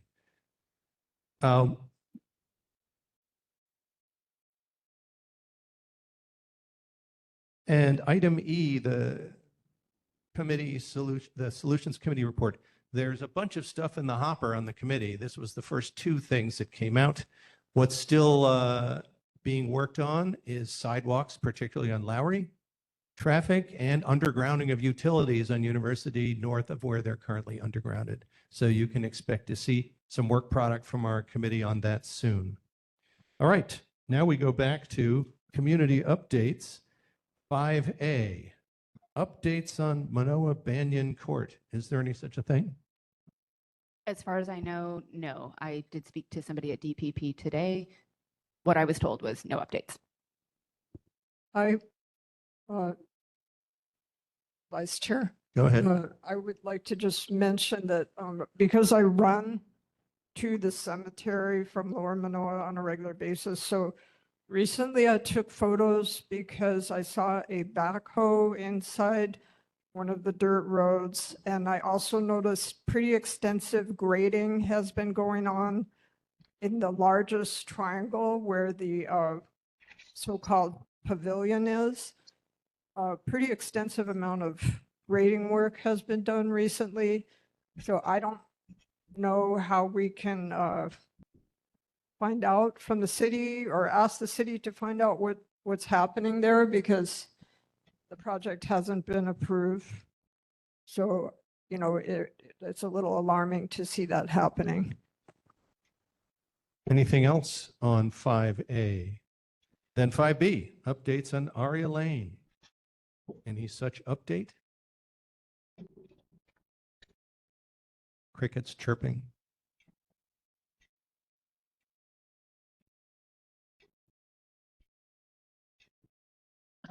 Oh, Dave had something. Dave Nagaji. Go ahead, Mr. Chair. Yes.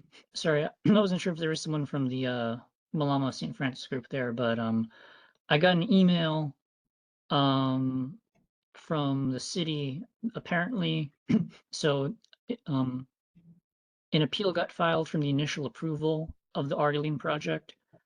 The appeal, which is going to go before the zoning board of appeals for the city, is going to be held next month, March 19th, 2026. It'll be noon in the Frank Foss Municipal Building, 650 South King Street, 6th floor. So that's more than a month away, so we can repeat that at next board meeting. In any case, our board already took a position, so I can just ask NCO to send or resend the resolutions we've already approved on that topic.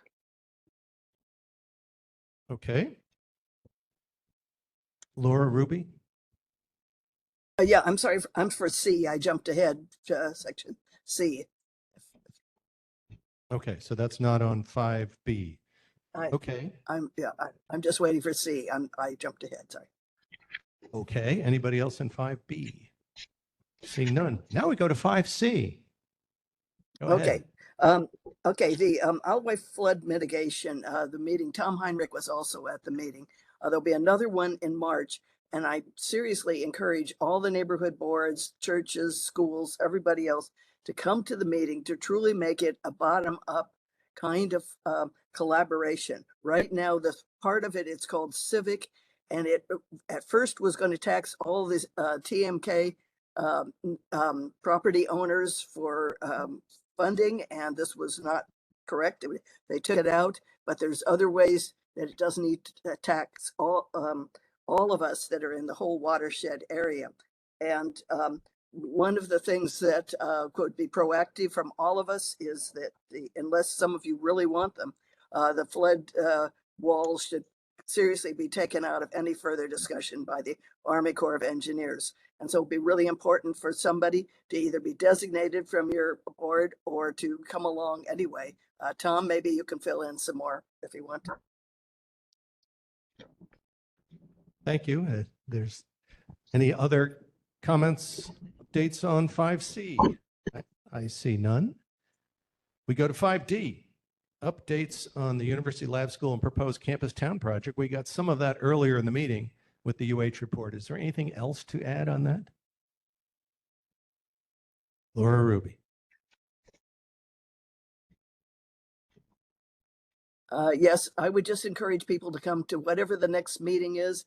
I know that the Mānoa people were very well represented when they had it at Noelani School, and I hope you folks will come. Please try to get an expanded view of why you don't approve of the particular plans that are starting up.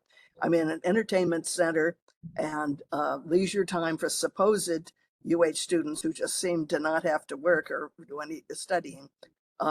is really a waste to lose that property, that green space. 80 to 90% of all students who decide to come to a campus come for the landscape, and certainly the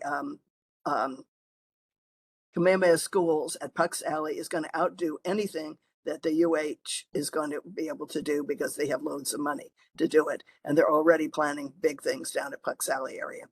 So I would encourage you folks to, as they construct that next town hall meeting, to come and voice your bigger concerns, not just the losing of the lab school and Wist Hall and everything else, but all of the other kind of planning.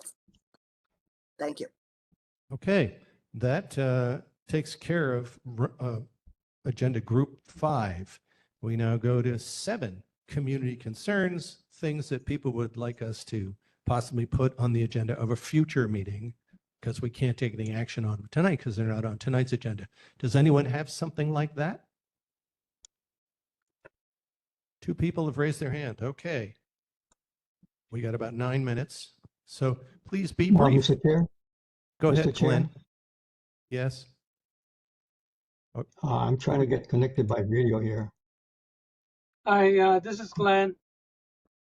I have a problem with cars speeding up on East Manoa Road between Kahaloa Drive and Pacano, which is near the Chinese cemetery.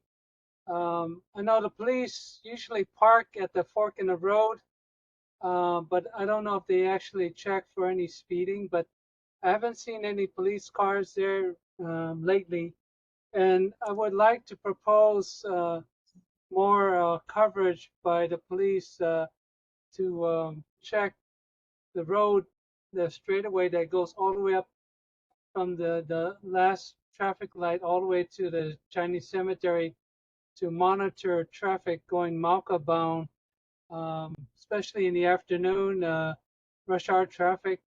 There seems to be a lot of cars, not every car, but some cars just racing up East Manoa Road, going up on the right side of the fork. Motorcycles, cars, and pickup trucks. They seem to be in such a rush to get home. And I've seen them go over 30, 35, 40, even 50 for a motorcycle, which is really out of control. And it's a kind of a pattern that's been starting to build up. And if I was talking about this 2 years ago, Glenn, I'm afraid I have to call time on you. Okay. The timer's problem. just warned me, but I should also follow up. According to our agenda, it says questions for HFD, HPD, BWS, city officials, state officials should be asked right after their report. So when the police were there earlier, that was the time to do it. Can you come back at the beginning of the next meeting? Oh, that's right. The Sure police thing. weren't here. That's fair. Well, they ought to be here at the beginning of our next meeting. And that would be the perfect time to hit them. Yeah, I tried to hit him at the beginning of the meeting, but yeah, the police wasn't here. So Yeah, you're right. You're right. There's Mr. also, Chair? of course, the new HNL 311 website that we heard about. This sounds like another perfect opportunity for that. Okay. Any other community concerns? I see Mr. Mr. Heinrich with his Chair? hand up. Mr. Chair? Who's that? My raising Oh, I'm hand doesn't sorry. work David on my has had phone. his hand up. Okay, quick, David. Yes, I wanted to bring up for a meeting next month the issue about Pahoa Ridge. We've learned that the construction project will start sometime in the summer of this year, and I'm proposing that we jointly share with the Kapahulu St. Louis and bring on the Moilili Makali boards to raise a statement, a final statement, since we cannot stop the project, to the officials involved, that because both boards, Manoa and Kapahulu St. Louis, opposed the project, that we take a statement written by Richard Barreca in his news article that says good housing aligns with neighborhood values and expectations of those living around the development. Okay, that request for next month's next agenda meeting. Is Mr. Chair still on? Dave, you still there? Yes, I'm still here. So I guess I want to ask you because Mr. Shimakawa asked me to put that on the agenda for next month's meeting, and I wanted to ask if board members are inclined to consider voting on that, or if there's any interest on that from members of the board.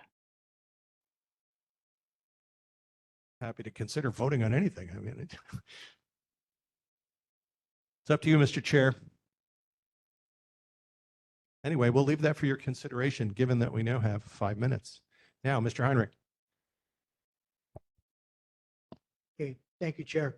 And just for clarification, I believe the project being referred to is that is right by the H1 westbound off-ramp and the overpass, so real close to the lower campus entrance to the university.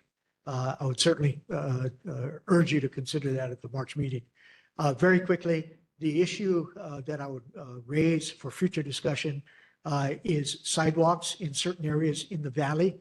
And let me just tag that real quick to an announcement that if you are interested, there is a complete streets presentation concerning 2 projects on Date Street and in the Eva of McCully to Kalakaua neighborhood concerning city initiated sidewalk improvements. This is tomorrow, Thursday, February 5, 6 to 8 p.m. at the Kaimiki High School cafetorium. So a good chance to get some other information. I share the aggravation, as does Diane Chong, in terms of the number of years spent unsuccessfully trying to get sidewalks immediately outside of this district on Nihoa Street between Punahou and Ke'eaumoku. So anyway, meeting tomorrow if folks are interested in that. Thank you, Chair. Thank you. And of course, sidewalks is another thing that we're debating on the committee and expect to come back to you with a resolution soon. Okay. Any more concerns? Then I can go to announcements. I got 3 minutes. The next regular board meeting is scheduled on Wednesday, March 4th, 2026 at 6:30 p.m. in person here in this elementary school cafeteria and online via WebEx. Board members and residents may contact the chair in order to request that a new item be added to the agenda, but due to mandatory deadlines, please make any such agenda request more than a week in advance of the meeting because we have to get the agendas out a week before the meeting. And then you can watch these board meetings on Channel 49 and also on YouTube. I was flipping channels the other day and I happened to come upon myself at a meeting. It was very horrifying. Quick, get me my Law and Order reruns. Anything else I should announce? Glenn raised his hand again. Yes, just Took it want to off. make a quick comment. The Punahou Carnival is this Friday and Saturday, so there's going to be a lot of traffic on Punahou. Just a warning for people who live in Mānoa that they may want to take University Avenue if traffic gets a little too heavy on Punahou. Hey, thanks, Glenn. That's a good heads up from you. We appreciate that. Not that we ever have any traffic problems in the Mānoa Valley, but I'm glad you told us about that. Okay. Thank you all for doing such a good job in getting us 1 minute before our maximum time. Thank you all. We'll see you in March. This meeting is adjourned.